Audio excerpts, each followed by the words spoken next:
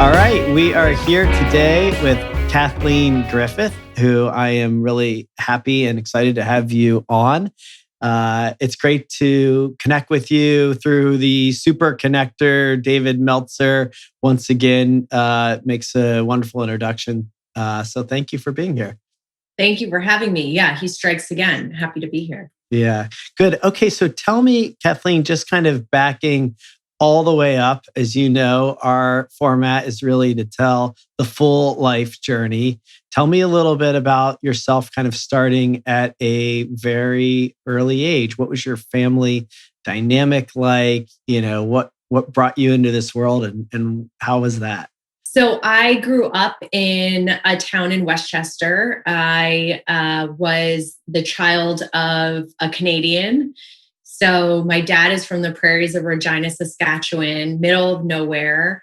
My mom is a Southern woman from North Carolina. So really kind of traditional values, really wholesome, kind of decent people, lifers at companies. You work 30 years somewhere, and then you retire sort of folks. So I'm a totally accidental entrepreneur. I think I knew from a very early age that I was kind of drawn to creating things. I, in middle school, had something called the Snack Attack Pack, which I'd make little snacks for people in the morning and, rap on the loudspeaker at my school. I would do the morning announcements and try to peddle the Snack Attack Pack so you don't feel your hunger coming back. And, It was literally a rap. Yeah. Full blown rap. Okay. I'm gonna have to see if I can find that somewhere. Yeah, I had a talk show called It's Time to Talk, where I would interview friends about consumer testing on products and animal products, and just always had a different. And I had brand sponsors, which is the funniest thing to look back on. It's Time to Talk. I think I gave credits for 10 minutes at the end for all my brand sponsors. I'd like to thank Avis Rent-A-Car, We Try Harder, and American Airlines. And it's actually funny because you hear kind of all these 1980s brands, which is when I was a kid, it was like, oh, forgot about Nine West and forgot about Bath and Body Works. Right. But yeah, just was already kind of thinking about, I would have brand sponsors if I were to have a show. And you were how old when you were doing this? I mean, I could send you the tape. I think I was 8, 9. Wow. Like that. And how are you even going about getting brand sponsors? How did you even I did make that happen? I made it up. Oh, it was all made up. If I were to have a show, of course, there would be brands that would want to be sponsored. Got it. Okay. Yeah, that makes a lot more sense. So just like a lot of imagination, tell me more about kind of what you were up to with that. My dad had this idea that as a Canadian, we should be, my brother and I've got a little brother who's 3 years younger, should be outside at least an hour a day. And growing up in New York, in the Northeast, it gets really cold. There's not a whole lot to do. We didn't have a ton of toys. And so you're kind of left to the devices of your own imagination. And so that was one of those, the really beautiful parts about growing up that way. And that sort of experience is you were just constantly creating games and ideas and thinking about how you could create them out of nothing. How do you take something from idea to conception? How do you, how do you breathe life into something? And so the outdoors was really like a place of imagination. And then when I'd come in and it was warm and I was allowed after an hour to come back inside, I would then scramble to want to put these ideas together that, I'd concepted outdoors. So it's really a miracle I had any friends now looking back on it with all the schemes I was running, and people would be enlisted into an hour outdoors in the sub-zero Arctic temperatures, followed by a strange impromptu business idea. I loved playing office. I loved putting someone outside my door and saying, hold my calls and let me know, take messages. And they'd come in and, I'd be upset if they told me that no one called and we're taking it a little too, we're actually in reality. We needed to kind of suspend reality a little bit. Oh, it's interesting. I mean, especially because what you said about your parents, that they were like these career people, right? That like you stayed in your thing and you have this like, I don't know, maybe you're just born with this imaginative way to explore and create and yet like even wanting to do that like in an office context. Like this clearly like you were drawn to business, but like where does it come from? Do you think it's just kind of how you were born, or where did you kind of land on business? It's an interesting distinction because everything did tend to funnel toward, okay, how could I make a business out of it? It wasn't just, the game did stop at a certain point, and then it was, how could I sell a snack attack pack, or like, how could I get sponsors? Or, the town that I grew up in there were a ton of businessmen. And most, again, still had traditional businesses. The lion's share, I don't want to over rotate on this because I'd hate for it to be taken out of context, but the lion's share of the women that were in my town didn't work. And so I think there was a part of me that was fascinated, or it didn't work outside of the home. I mean, of course, being a mother is work, and very serious work, and in a lot of respects harder than running a business. But I think I was curious with the idea of what could it look like for me to do those things, and almost feeling like it was a space I wasn't really supposed to be playing in all that much. But was drawn to it, was drawn to seeing how these people had created these businesses themselves, and it had kind of the success, and how could I play around with that? Mm-hmm. Yeah, so it was just kind of like also a curiosity and intrigue. Were you also somebody that like kind of liked to do the things that nobody else was doing? I mean, the fact that there weren't a lot of women role models in your town that were in the business world, was that like part of this like, I want to do something different than everybody else was doing? I definitely have a defiant streak in my personality. I think, even in high school, I felt like an outsider. I never really felt, even though I played sports and had popular friends and was on the homecoming court, or was a part of the senior superlatives, all those things, I always felt like my interests were in so many different places. Like I loved science and I loved doing research projects. I would go and dissect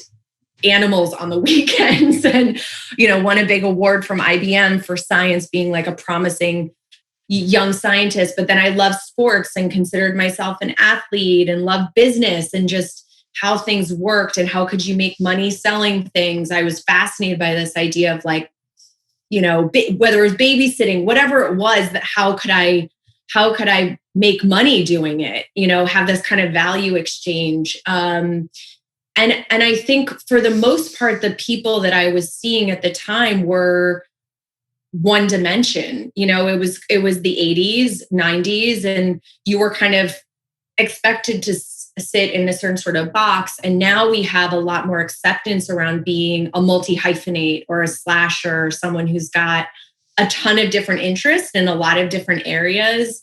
But back then, I just remember feeling like I was drawn to a lot of different things, traveled all over the world when I was young, even alone, but and wanting to do things my own way, but just feeling like an odd duck.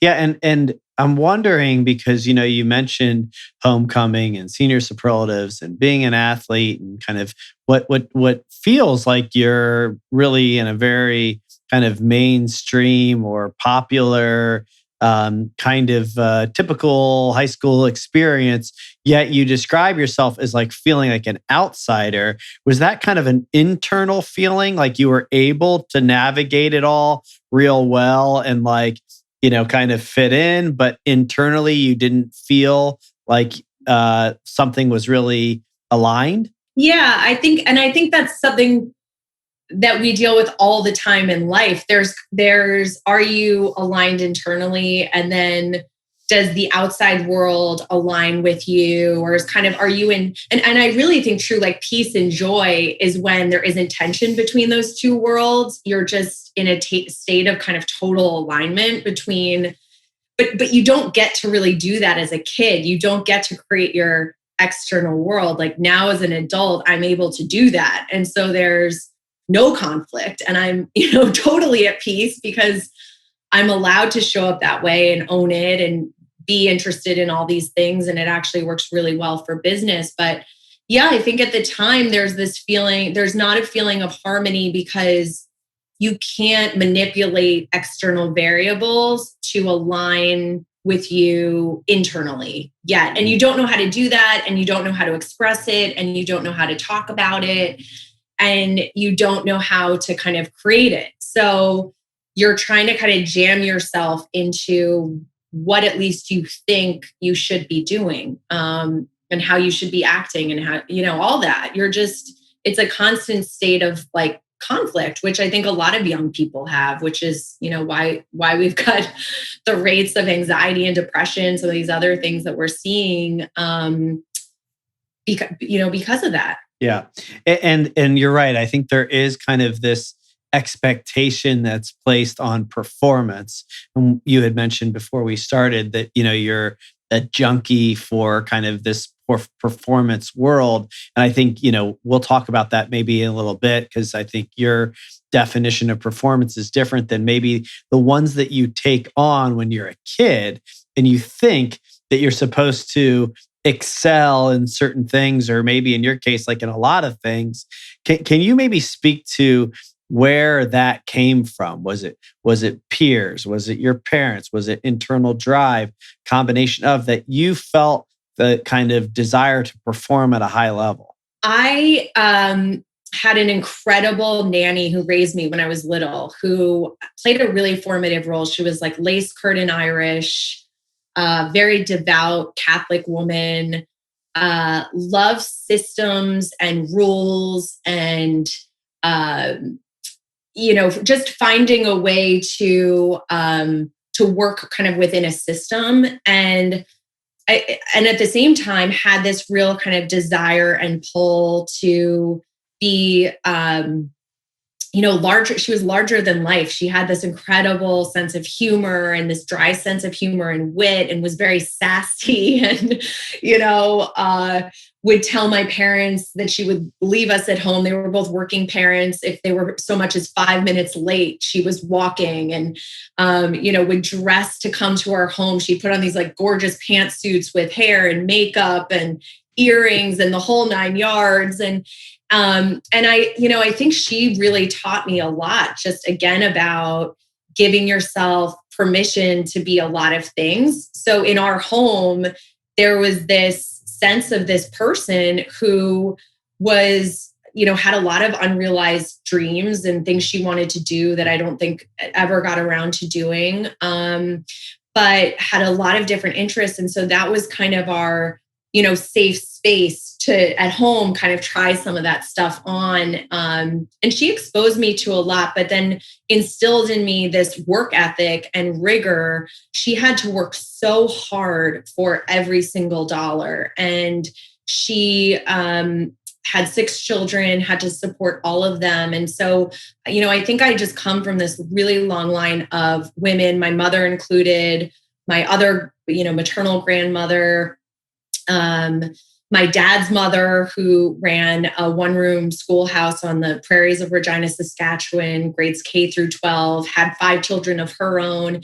Just these women with this real serious backbone in work ethic and grit and determination. And some might call it stubbornness. There's like the negative adjective for all this: ambition, stubbornness. But it was really about driving impact and creating impact in no matter how big your sphere of influence was. So that's the important distinction. It wasn't, for my nanny, her world was our home, and it was about, making that a certain way and having impact there and impacting my brother and I and our character and who we were. My mom, it was more professional in a professional realm. So the sphere of influence was, you could say, a bit wider, so on and so forth. So I think just these women who are very unique characters and also, but marry that with this real strong desire to realize things and are willing to work really hard for it. Yeah, I mean, I think it's important, you clearly use kind of this experience in these role models to go on and create. And we'll talk about some of the work that you're doing, but the importance of women, and it shows up early in your life. Is that nanny with you through high school? I mean, what years is she in your life? She was with me until I was 13. So okay. A little older probably than, she probably could have left 2 or 3 years prior, but stayed on because she was almost a grandmother figure at that point. She was older. I think she was in her 70s, late 60s, 70s. So kind of a Mary Poppins figure. But, also the importance of male role models. My dad was such a believer in treating me exactly like my brother. And so I don't think I ever heard you're pretty or you look nice or you're beautiful. Like none of the traditional, I just didn't value looks. I didn't value appearance. I didn't value, like the value set in my home was very similar to, it was just about, did you try your hardest? Did you do what you said you were going to do? It was that kind of system. And I think my dad played a huge role in treating my brother and I so similarly growing up. There really wasn't like a gender distinction. Yeah, also makes sense. And really, just kind of observing your work and kind of just spending a little time with you now, seeing kind of that there is a real strength that, you do have a confidence and a strength, and you've been driven and successful, and that has to come with building some real core character. You have to really know who you are and believe in who you are, and know that you're capable and willing to get into the tough stuff and come out on the other side. That's something that you learn. You can learn in a lot of ways, but in your case, it sounds like, you really had great role models that role modeled that for you as much as it was taught. That's such a good point. And for us growing up, it was about, my parents would invest in education or travel. Those were the two areas where they would not question if you wanted to take a trip somewhere, a course, I went to Duke Science Camp one summer, and now looking back in retrospect, that was probably a stretch for them a little bit financially, but they just did it because it was something I wanted to do. And, that was something that wasn't an area they were going to compromise. But then when it came to things like I wanted Barbie, I wanted all the things, and they were just unwilling to do a lot of that in a town where there's a lot of affluence and other people have all those things. At the time, I hated it. I was like, why is my tree not covered with the same volume of gifts as all my friends are getting? But yeah, now you see there was like a method to that madness a bit. Yeah. And so I don't know if you've had a chance to talk to your parents about that, but was that, intentional on their part? That was, clear. They wanted to really show you what they valued and made that clear.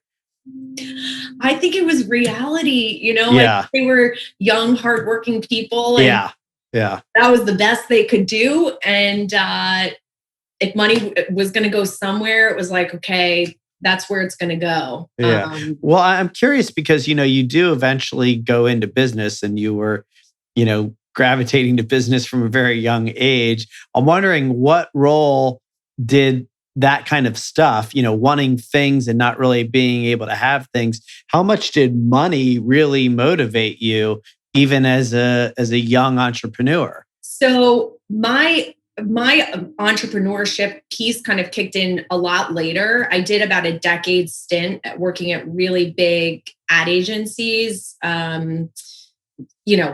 2,000, 3,000 person shops and denied. I kept toying with the idea. I had a little t-shirt company on the side where I was selling t-shirts, would do like New York Fashion Week, sell t-shirts, and then retreat back into my stable job. And so there it was really about how fast can you kind of ascend and climb in more of a corporate environment. But I had this nagging feeling, again, kind of lack of internal, external alignment. I call these like big B breakdowns, little B breakdowns, but I was having a little B breakdown, which is kind of this gnawing lack of alignment. It's a pebble in the shoe. Like it is just always gnawing at you that this is not right. And each time I kept coming back to starting my own thing or being an entrepreneur, I was met with, not intentionally, but just resistance from my family because there's no entrepreneurs in the family, immediate family, extended family. No one works in business. And so just this idea of going and making that leap and starting your own business, I think out of a desire to protect me, the family wasn't very supportive of that. And so it was just kind of this secret thing I would dream about and, work on the side. I guess it's called a side hustle. Yeah. It's an official term for it.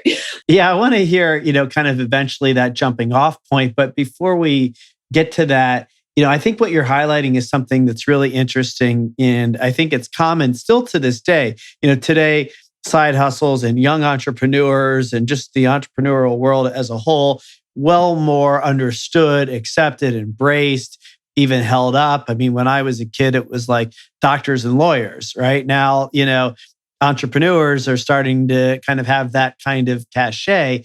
But I think there's still a lot of kind of thoughts, opinions, judgments that parents have. I do it. I'm a parent, and we think that we know what's best for our kids, and our intentions are good. We're trying to be protective, and we're trying to use our own experience. We're trying to, really help our children. And I don't want to, put words in your parents' mouth. So I'd like to kind of hear your thinking. But it sounds to me like you are excelling in all of this stuff in high school, and I'm guessing go to college and kind of start to go down this traditional route.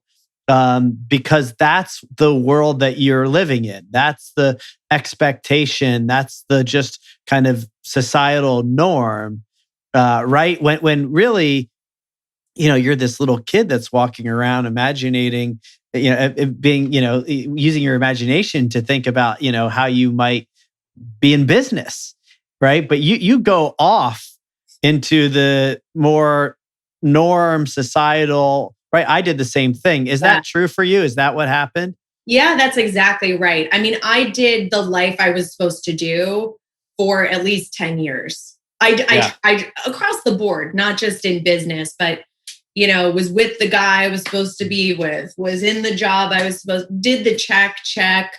And as part of that, to your earlier question about money and acquiring, then you have the means, you get those things, and you're like, okay, there's no there, actually.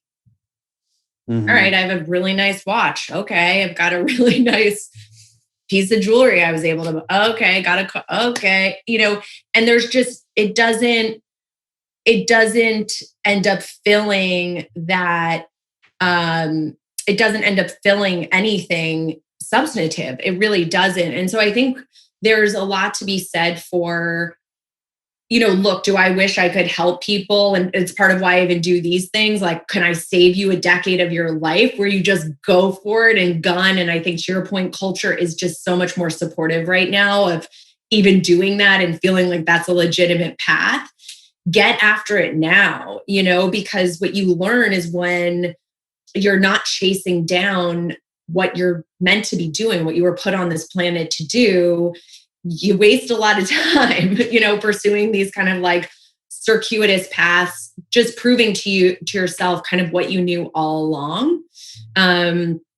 So yeah, that was very much my journey, is living that facade and doing that kind of pretend life that wasn't really meant for me. I've often kind of grappled with this myself because I spent 15 years in corporate America doing all the things that I thought I was supposed to be doing and following in the kind of societal fabric and proving myself and pleasing and looking good and whatever else, right? Acquiring stuff.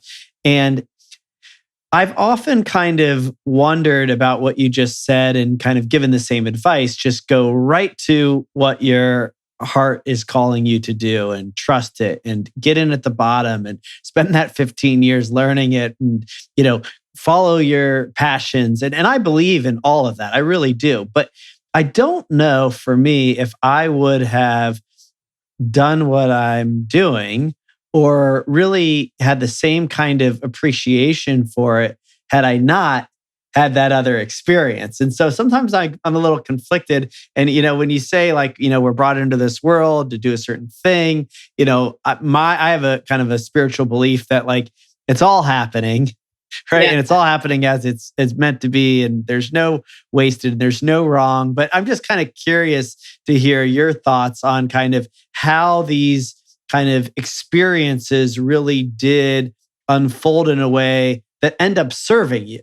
I think you're also meant to be, to your point about, again, whether in business or life, you're meant to have certain experiences too that break you so that you're able to find what really drives you and what you believe to be your ultimate purpose. And sometimes that stuff cracks you open when you're a kid. I was lucky that for all intents and purposes, I had a pretty idyllic childhood. And that happens really early for some people. For me, that really kind of happened again a bit later in life, and sometimes not even in these catastrophic ways, but just the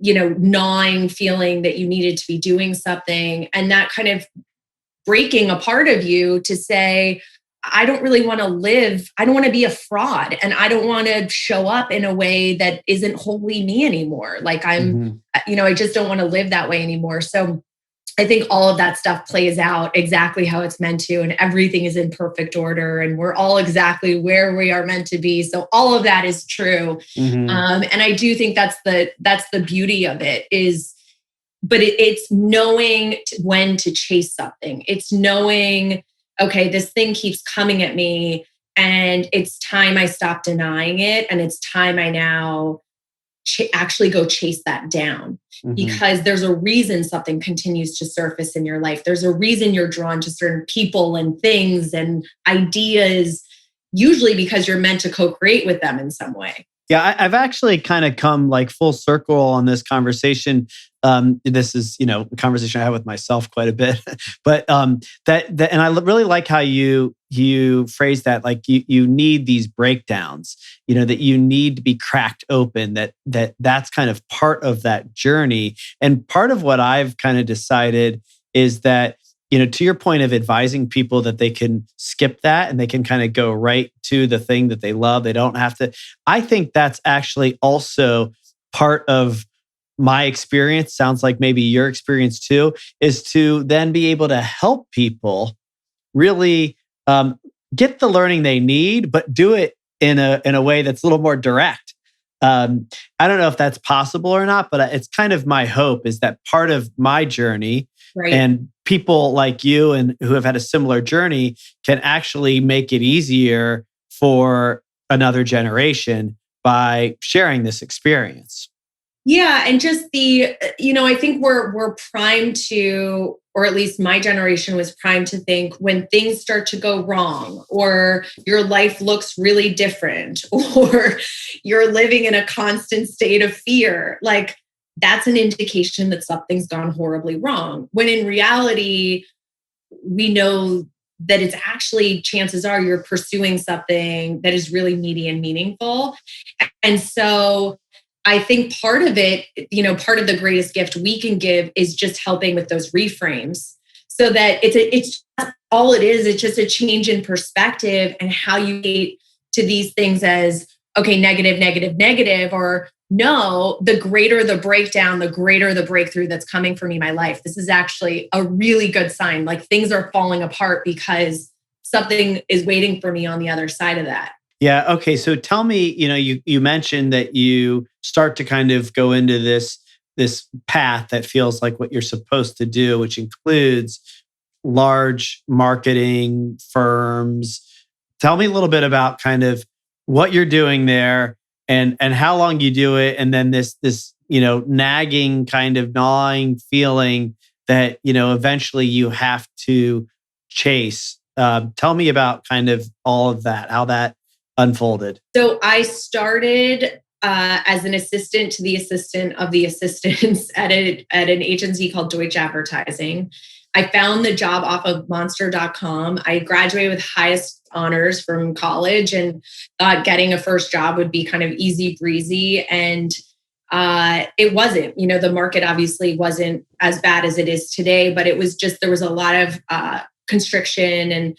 And so you had to start at the bottom, literally at the bottom. And I started there, and I like the idea that it melded creativity with business. So I like to be marrying those two because I'm a very creative person, as kind of you'd mentioned, and have been from a very early age. And I now actually identify with, I'm more of a creative director on my business. And I have other people who think about operations and all of that because I've just let that part go over time. But really, really enjoyed that. Really loved that process of kind of taking something again from an idea into market, and continued that, so initially was kind of working, how do I move up? How do I get more experience? Started in account management, moved into more strategic roles, moved into new business roles. And I kept chasing, thinking that if I just went to the next right agency, I'd find the perfect home. I'd find the perfect culture. Again, this feeling of like, I can't create it, so let me just force fit into the right place. And I did that. I moved agencies every 3 years or so, and I would try to start again in a new discipline, like I was saying, from account management. Then I'd move into strategy. Then I'd move again, and I'd take a global new business role and learn new business, which I'd never done before. And then so there was a lot of just jungle gymming going on. And then on the side, again, had this t-shirt company, and that was just this fun passion project where I was selling t-shirts and doing different designs, and starting the process of getting a URL and a website. And that was this little secret I had with myself. I didn't talk to anyone about it, but it was the idea that I would maybe end up starting something someday, somehow, some way. The t-shirt business, tell me a little bit about that. What was it? And was it just you? I mean, was this kind of like, how big of a secret was this? It was just me, and I'm not even into clothes really all that much. I think it was just the idea of being able to manufacture an actual product and then sell it in stores, Barney's at the time. And there were a lot of different stores. There was New York Fashion Week. And so you could kind of do promotional events and parties there. I just enjoyed the process of figuring everything out. It's like, okay, how do you create something? How do you print it? How do you get a design? How do you get a logo?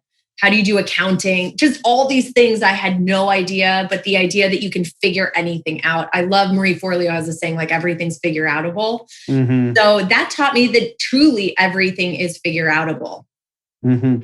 Yeah. And it sounds like, as like your self-described creative director, that it's not so much about like the I don't know, the design. It's more about, it might be more about like the creation of the whole company. Is that true? I mean, is that how you see yourself as a creator? Is kind of all of the aspects of what it means to create as an owner, as a founder, or is it more kind of in the art part of the creativity? It's definitely the former. It's the former. It's saying, how would we go and disrupt? I love taking, categories I've never worked in before. Endemically, like male-oriented categories are sometimes really interesting. Different industries I've never worked in before, and just thinking about from an outside-in perspective, how could this space be disruptive? How could it be thought about differently? And a lot of times your inexperience there becomes a huge asset because you're able to kind of conceive of, you're not mired by the traditional institutional processes and ways of doing things. And so you're able to kind of not get hung up on that and just bring a really fresh perspective to like, okay, what would it look like to create a digital course and disrupt e-learning? Or what would it be like to create, something new in VR, and what could that look like? Yeah. So, I think that's the right way to describe it. It's business.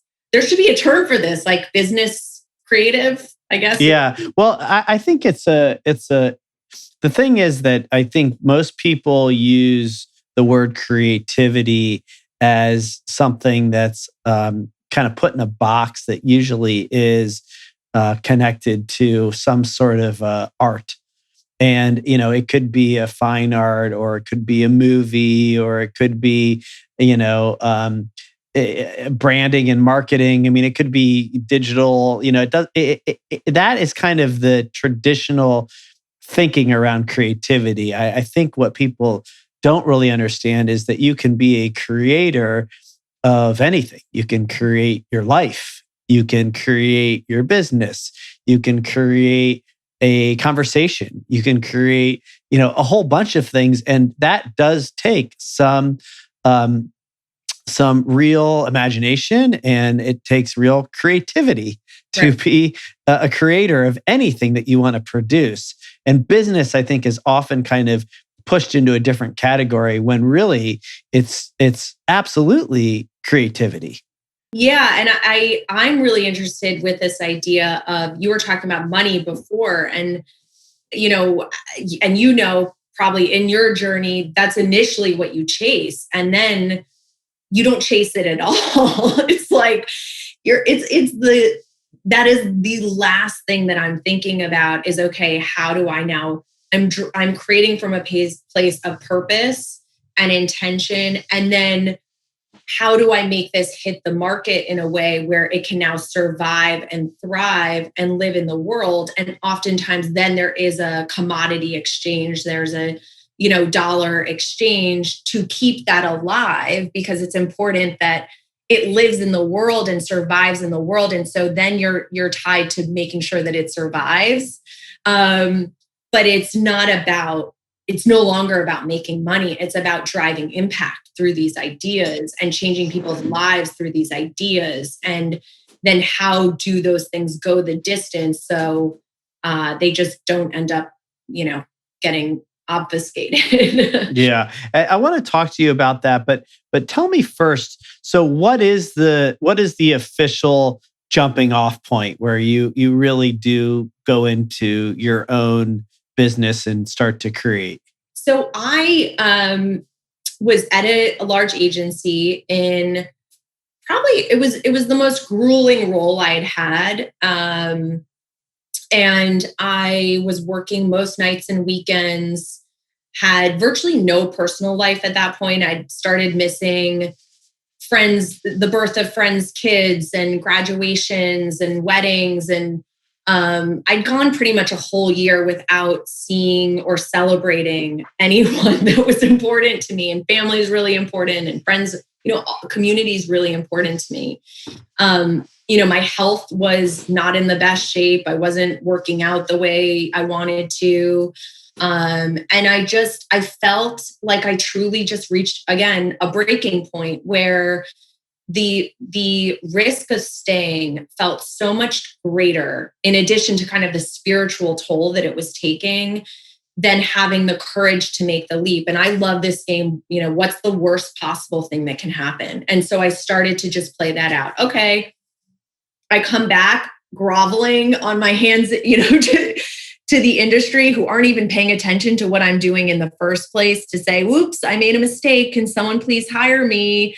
And I think the benefit of having enough of a reputation is you can come back. You can try things and fail at them, and ultimately people are going to respect you for just the act of trying itself. So I made the leap. My commitment to myself was getting my first client. That's what my dad told me to do. He said, you need to have your first client before you leave. And I had a non-compete, so I wasn't going to go after any Fortune 100 brand, big brand clients, and wanted to be in integrity with that, wouldn't have wanted to take them anyway. And so I got a nonprofit client, and I'd never worked in the nonprofit space before. I knew nothing about nonprofit marketing or branding, but was able to get one. And that was the beginning, and resigned and started that 1 week later. Yeah, that's outstanding. And so is that Grayce? Yeah. Yeah. So Grayce and Company, that's the beginning of Grayce and Company. Yeah. And Grayce is actually my grandmother's name, who had that schoolhouse, that one-room schoolhouse, my dad's mom in Canada. And it's my middle name. And everyone is always, as a branding person, everyone's like, well, the name is so important. The name is so important. And I'm just such a believer in as long as it has some level of emotional resonance for you, it's all about what you imbue and breathe into a brand name. It could be called anything. It's kind of irrelevant. And just that name for me signified, again, this great matriarch who was 80, 90 pounds soaking wet and was such a strong, determined, mighty, but silent character. And I just felt like if she could do that, I could do this. And so now, that represents kind of all the women who've come before us. And Co is the idea that we just do this together. And all the women that I work with, and men too, they have these similar stories of just coming from these really interesting matriarchs. Yeah. And you've had, a ton of success with this. My notes say that, over the past 5 years, you've directed over $500 million in marketing dollars, and you're working with Nike Women and Verizon and kind of all the big brands. How did you get from that start with the nonprofit to where you are today? Tell me a little bit about that journey. Well, I'm just glad we're still here. Yeah. I mean, you get it. It's a real, and you have different challenges, and as sure as a business that were very different from day one. But my second client was actually Verizon, and I'd worked with them in the past. They knew me, they knew my work in kind of business transformation. And I started there as a consultant and just started to kind of build out my team. There are a lot of agencies who have the story of you have one client and then you kind of build your team off the back of that to start. So they were the first, and then really wanted to work across different categories. And so started looking at different Nike was the dream. Working in sport was something I always wanted to do, just given how much it impacted me as a young girl, being able to play sports and feel comfortable with competition. And it's a team sport. Everything's a team sport. There's no I in team, all that. And so we really just started kind of going in, working with CEOs, CMOs, did a lot of pitching. So there have been lulls in the business where you just pitch ad nauseum. And when we started marketing to women, kind of going after the female target deliberately and not haphazardly, it was something people didn't really even understand. As hard as that is to imagine now, just given the state of culture and where we are, and how much brands really want to get this right. At the time, it was not easy. And so I started more general market, and then have increasingly over the years pivoted to do what I love to do, which is really focus on serving women. And I think that's really interesting that, you've kind of landed on this, even the name, that you've really, the way you describe the importance of breathing life into a brand, that it comes from your own story. It comes from your own passion. It comes from within. You know, you wanted to honor your grandmother, and that wasn't just like as a an honor to her. This was like a reminder for you of what this business is going to be about. And then, you know, you continue to do that by, you know, bringing forward the women in your life and the experiences you've had to want to provide these services for women. It's kind of an interesting thing. Actually, I want to read. You know, there's a quote here that you um, is that kind of speaks to this. You talk about, you know, being fully integrated, but you say it just so happens that bringing your whole self and a value-centric approach to your business is not only nice, it is the single greatest X factor to success. I could not agree with that more. This is like the thing I probably am most excited about and passionate about, that bringing your whole self really is the greatest X factor. I love the way that you said that. And that's what you're doing. You're just bringing yourself, your passions, your family, your life, your experience. And look at the free zone frontier there is for you to have success in that way, right? Yeah. And isn't that, I mean, like, I love that you say that you think it is, that you think it is just so incredibly important, because to me, the leaders that I admire the most, there's no distinction. It's like there's no line of demarcation between where the founder begins and the company ends. It is just an extension of who they are, what they believe, their value set. And there's no apologizing for that. There's no compromising on that. It's just, this is, who we are. I think that the important piece to just acknowledge, though, is I knew that's where I wanted to take it. And I knew that that was really important to me, hence like even making the leap in the first place. But sometimes we have to walk before we run. So the name spoke to the fact I knew where I was going. I knew I really wanted to do this specific work around women in marketing.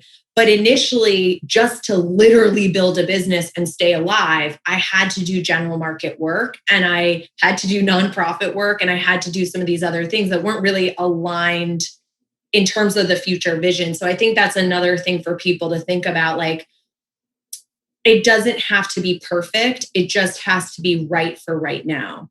That's really good. You just kind of have to get on the path and then keep going. And it's not going to be a perfect straight line. And yet it's all going to be, right for now. You've created a lot from this space. Build Like a Woman and the Female Brand Index. And I know you've done some investment, including having some success with Reid Hoffman. Talk a little bit about kind of, I'm imagining how this, initial company and this bringing yourself to it and taking that leap is now just exploding into all these other things that are just, other ways to express yourself. Tell me a little bit more about kind of what else you're up to and how that's unfolding for you. Well, I think once you become unleashed, so to speak, and you really start owning, for all of us, we have periods in our business, even when we have our own companies, where you're trying to be bigger than you are, or smaller than you are, or more successful than you are, not as successful because you have to work with a startup or whatever it is. But, over time, you just, you start to kind of own that DNA, that brand DNA. And then the question becomes, okay, people actually like this brand DNA. Now, how do we take it to kind of traverse and disrupt other categories and areas? And one of those, in particular, was just kind of every single level of brand. So whether you're a startup or you're an early kind of mid-size, high growth trajectory company, how do we now think about taking what we do and bringing that to bear for that sort of community? What would that look like? Whether it be courses or interview series or just sky's the limit in terms of what you can create from that place. And we're really, in particular, focused on the women's space and helping every single woman know that if she's going to bet on anyone, she should bet on herself. And a lot of women are refusing to bet on themselves. So we want them first and foremost to understand that that's important. And then two, when you fall down, because you will, know that you can get back up. And so if that's an ethos, to kind of like just go build it, what does that then look like in lots of different categories? And, I'm really just kind of getting started. I think there are so many different areas, as you can imagine, that I'm interested in. Clothing, everything, furniture, like you name it, I'm interested in it.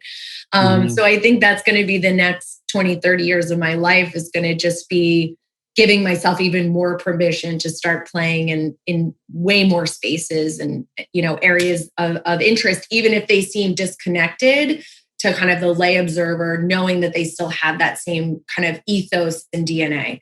Yeah, there's a common thread that you've seen. And this is actually, what I've been doing too, is that although I spent most of my career in real estate and still have a significant investment in that segment, what I found as a founder is the things that allowed me to be successful were really this kind of common thread that can be applied to almost anything. And it's about following your passion, and it's about being fully expressed, and it's about trusting yourself and surrounding yourself with the right people and the right tools, and knowing your unique ability, and all the other kind of branding and marketing and aspects that I happen to love. I can help apply that to other ideas, other industries, other people. And I know that you have been doing some investing, and that you've had some success doing that, and elevator pitch. Talk a little bit about kind of your role as an investor, kind of being in that seat as opposed to being in the seat of founder, where you're investing. And I'm imagining, and I've seen you do this, coaching, giving advice, advising. Talk about what it's like to be on that side, because I think it's really important. And you're seeing a lot more of this, women investors. Shark Tank's done a great job. Elevator pitch. A lot of the venture capital firms now understand that they need female partners because they're chasing female-founded businesses. Talk about what it means to be a woman in the world of investing. My grandmother used to give very little amounts of money, but she would give it to you, and then she'd want you to then give part of it to someone else. And, take someone out, my treat, take someone out for a cup of coffee with this. But I really believe in this idea of paying it forward. And I do not conceive of investing as a charity, like, make no mistake about that. It's still very much business. But knowing how difficult it is to get something airborne, and knowing what it felt like to not have really any entrepreneurs, I could even so much as call on a phone and say, hey, have you guys ever experienced this before? Or should I be taking this much equity? Or is this insurance policy okay? Or what do you think?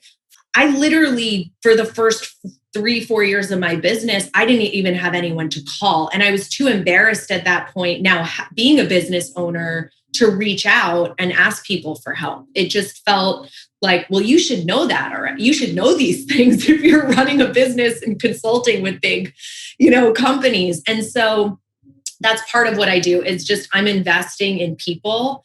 It is who is sitting in front of me that is literally dripping with this desire for this particular thing to be in the world. And they will do anything conceivable to make sure that it lands. And so, people that ideally I love, there are certain categories I like in particular, but people who are doing it, again, not for the money, but because they really believe that there's a void in the market. This is solving a genuine need. You can tell when something's a manufactured need. You can tell when someone's reverse engineered, like they created the product first and now they're kind of trying to create the need, or they think it's just going to make them a crap ton of money and now they're reversing into a story. Like, that's not for me. I really like people who, are doing something against the odds and want to create something that's truly disruptive and have that mentality of, ideally, like they're taking something to IPO one day. They're not looking to do something small. You certainly aren't doing small things. And, I really appreciate you taking the time to share your full story and doing what you're doing. I mean, I think this is really important.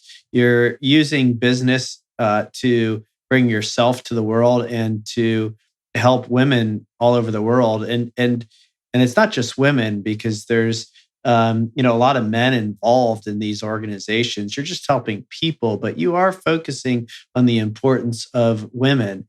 And I think that's really important today and maybe more so than ever even. So thanks for what you're doing. Thanks for taking the time. Any final thoughts? Anything you want to share with the audience kind of in concluding? Just that idea of what would you do if you weren't afraid? I think that is just a great organizing principle for all of us, myself included, to keep coming back to, especially now where we're in 2021 and, it's a new year. So what would it look like to take one risk? Do one thing that scares you, big or small, write it down, make a declaration, and go get after it. But thank you so much for having me. This was an absolute blast. You asked super insightful, very smart questions. I think we did therapy as well at the beginning of this. So never a bad thing. And I just loved it. Thank you. Well, if I wasn't afraid when I was in college, I would have been a therapist. So this is my way of doing therapy. There you go. But it's really my passion to really. But again, you've integrated it, which is so cool. Yeah, I really do.